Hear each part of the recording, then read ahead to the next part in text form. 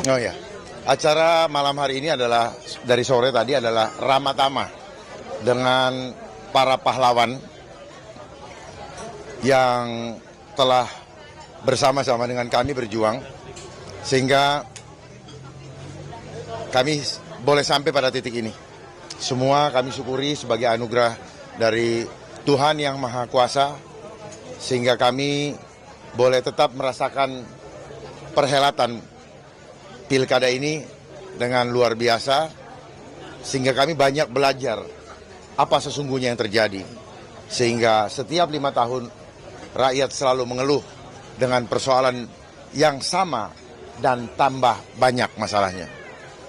Kami sudah banyak tahu sehingga apa yang kami himbau tadi adalah hal-hal yang perlu kita perbaiki lebih baik ke depan. Pak, siapa tadi ada rencana untuk bertemu dengan Mas Pram. Siapa yang bilang? Kita dengar-dengar nih tadi. Salah ya. Yang dengar-dengar itu bohong. Kami belum pernah ada. Nggak tenang aja dulu. Berarti belum ada ya? Nggak ada. Lalu arah suara nanti apa? Nggak tahu. Belum tahu kan belum ada putusan KPU. Jadi kita tunggu saja putusan KPU karena pada prinsipnya kami berjuang ini hanya untuk kepentingan jiwa, nyelamatin jiwa manusia kok. Bukan sekedar ingin menikmati bagi-bagi kue atau apa. Ya. Itu tujuan kami. Jadi kami hanya tujuannya itu, nggak ada yang lain. Ya. Belum, tidak. Jadi saya juga tadi di siang ditanyain beberapa wartawan, saya katakan tidak pernah, belum sama sekali. Gitu. Jadi artinya akan menunggu dulu keputusan KPU. Iya, kira-kira begitu. Karena kita baru ketemu lagi dengan para pahlawan kami setelah 2 hari ini. Jadi biarkanlah mereka menikmati dulu kebahagiaan dan rasa bangga mereka terhadap hasil 10% yang dimana selama ini kita kan dianaktirikan oleh lembaga survei. Karena kami kan tidak punya mobil Ferrari, kami hanya punya bemo.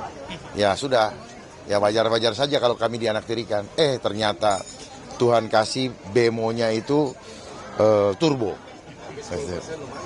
Ya, kami tidak melihat lumayan Pak. Kami tidak mau ditakar lumayan. Kami bukan orang yang, kan tadi saya udah bilang, ini adalah bukan angka sakral Pak. Kalau tidak ada angka sakral, tidak akan ada tadi yang viral mengenai pencoblosan di TPS. Dan saya yakin rekan-rekan wartawan sudah tahu. Kalau rekan-rekan wartawan mau mendukung, mau melakukan pendidikan politik, mari kita rapikan betul-betul. Karena kalau dengan proses seperti ini, bangsa ini tidak akan pernah maju dan akan semakin mundur. Ya, percuma kita berbicara tentang moralitas, tetapi prosesnya sendiri tidak bermoral. Ini kan kalau terlihat dari seperti ini, jelas-jelas ini adalah sesuatu yang sudah direncanakan. Gitu. Sesuatu yang sudah direncanakan dan bukan berada di satu TPS saja, mungkin saja di TPS-TPS yang lain.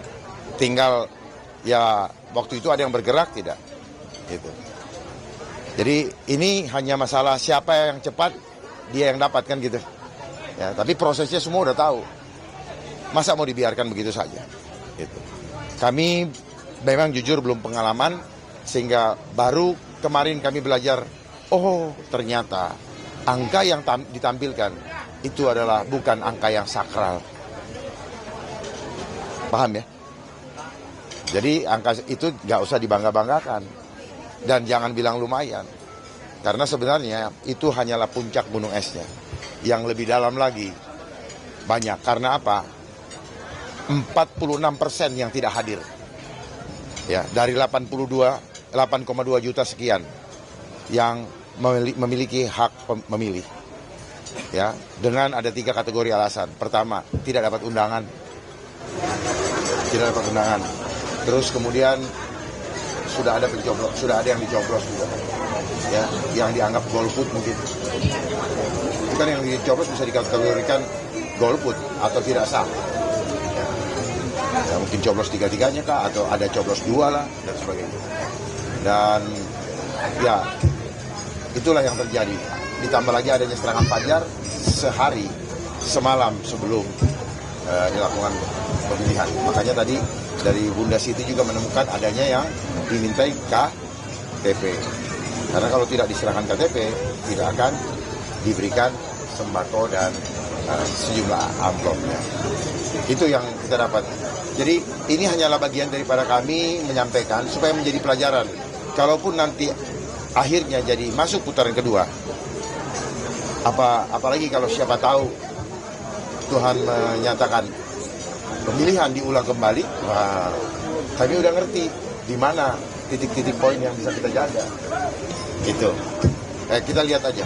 Kami bukanlah orang yang punya dana untuk berperkara, tetapi kami mengharapkan adanya mukjizat dari Tuhan. Karena semua masih bisa terjadi. Ya, karena proses pemilu di mana jelas-jelas kecurangan itu direncanakan dengan baik dan masif mungkin, maka pemilu itu sebenarnya harus dianggap tidak sah atau diulangi. Tapi kan ada proses ya pada yang memang punya kewenangan itu. Itu saja sih. Tadi kan disebut banyak pendukung yang gak dapat undangan, itu angkanya berapa yang masuk laporan tim? Tadinya kami tidak perhatikan, cuman karena banyaknya akhirnya kami mulai mencoba menginventarisir. Yang ke saya saja ada 15. Ya. Artinya ini 15 dari berbagai TPS. Belum lagi orang-orang lain yang mungkin saya tidak kenal. Artinya potensi ini ada. Belum lagi saksi-saksi yang tidak diizinkan untuk menandatangani ketika di TPS. Saksi ya. Lalu ditemukan ada suatu keanehan ketika di daerah Cipete dalam beberapa TPS angkanya itu flat. 20, 22, 23, 25, 21. Jadi dia seperti ada polanya. Dan saya perhatikan ya, hampir mungkin 80% sapu bersih, itu persentasenya seperti udah ditakar gitu ya. Ini kan cuman apa yang saya analisa itu. Jadi saya melihat beberapa banyak hal-hal yang aneh yang perlu dipahami. Terlepas daripada itu, kami merasa bahwa kami adalah orang-orang yang taat untuk mengikuti aturan main yang beradab. Jadi ini hanya pembelajaran supaya sahabat-sahabat yang ada di luar kota yang sedang berkontestasi di provinsi lain untuk lebih memahami apa sebenarnya yang terjadi, baik sebelum dan pada saat pelaksanaan.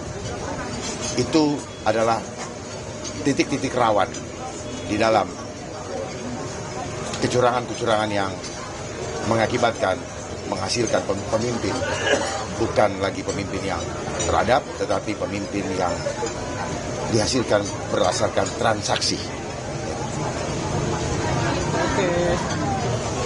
Paslon nomor 1 itu kan udah menyebut bahwa ada kemungkinan Belum bisa menanggapi apa-apa. Mau yang sebelah sini, sebelah sini. Tidak, kami hanya menunggu putusan KPU dulu. Baru kita bisa berbicara. Karena kami juga perlu waktu untuk meminta petunjuk dari Tuhan, supaya jangan karena pikiran kami sendiri atau karena nafsu kami menentukan. Ya, itu aja. Tapi Pak, apakah ada komunikasi atau sounding dari pihak sebelah terkait dengan hal itu Pak? Belum ada.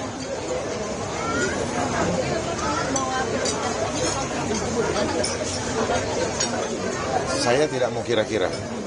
Silahkan biar kita tunggu hasil dari KPU-nya saja.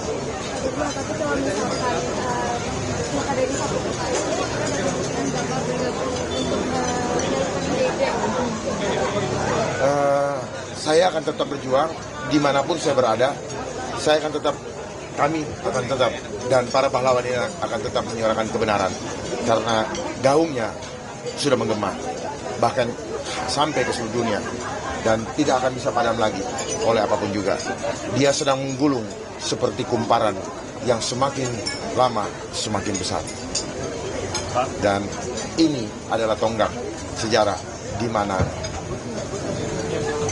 ini merupakan awal daripada perjuangan yang sesungguhnya. Ibu Bunda, mungkin ada yang mau ditambahkan? Dicatat, ini bukan keberhasilan saya. Keberhasilan semua pahlawan-pahlawan yang ada di sini.